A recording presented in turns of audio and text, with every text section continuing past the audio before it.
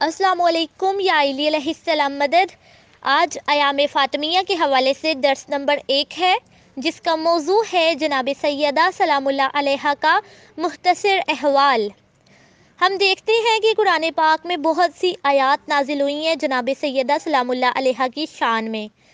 اس کے علاوہ سب سے چھوٹی سورہ قرآن کی، جو کہ سب سے مختصر اور مکمل سورہ ہے، سورہ کوثر، اس میں جناب سیدہ کی شان بیان ہوئی ہے کہ اللہ تعالیٰ نے ارشاد فرمایا ہے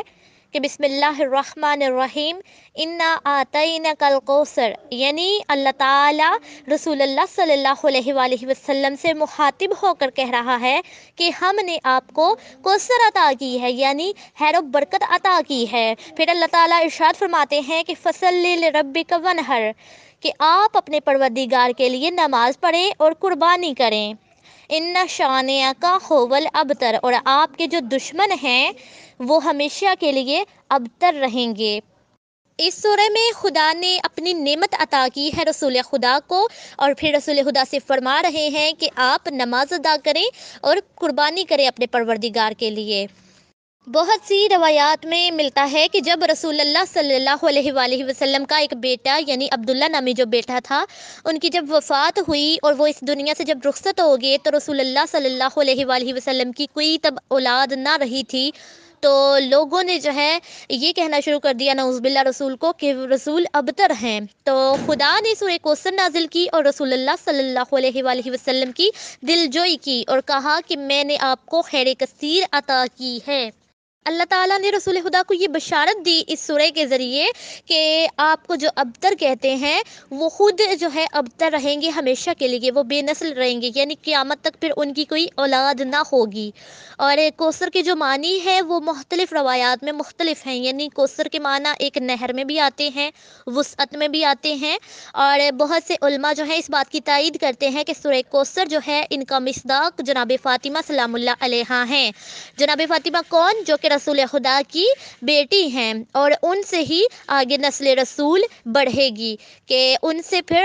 ان کی نسل میں امام بھی ہوں گے کہ جن کا بہت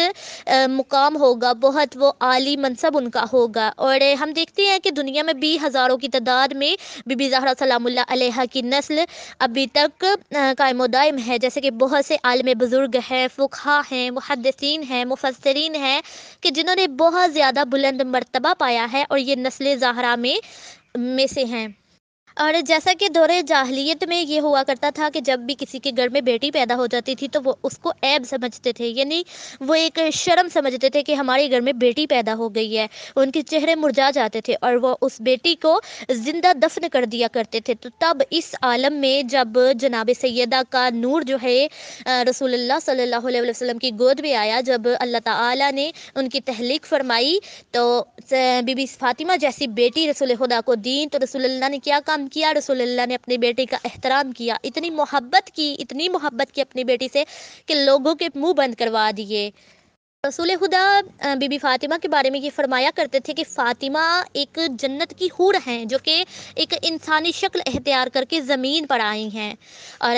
ان کے والدین کے بارے میں کہ ان کے بابا خاتم الانبیاء ہیں، یعنی تمام انبیاء کے سردار ہیں، اور ان کے شوہر تمام اوصیاء کے سردار ہیں، اور ان کی والدہ ملکۃ العرب ہے، یعنی اتنی مالدار خاتون کہ جو قریش کی ایک مالدار خاتون تھی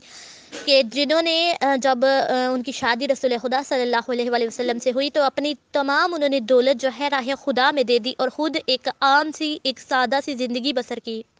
جب انہوں نے رسول خدا سے شادی کی تو تمام جو قریش کی خواتین تھی انہوں نے حضرت خدیجہ سے رابطہ منقطع کر دیا، تو اس حالت میں کہ جب وہ حاملہ ہو گئیں تو تب بی بی زہرا سلام اللہ علیہا ان کے شکم میں ان سے باتیں کیا کرتی تھی اور اپنی والدہ کی دل جوئی کیا کرتی تھی کہ رسول خدا ایک دفعہ گھر میں آئے تو دیکھا کہ خدیجہ کسی سے باتیں کر رہی ہیں، کہا اے خدیجہ آپ کس سے باتیں کر رہی ہیں؟ تو بی بی خدیجہ نے کہا کہ جو میرے شکم میں ہے، جو میری بیٹی ہے، میں اس سے باتیں کر رہی ہوں، یہ میری دل جوئی کیا کرتی ہے۔ اتنی عظمت بلند ہے بی بی زہرا سلام اللہ علیہا کی۔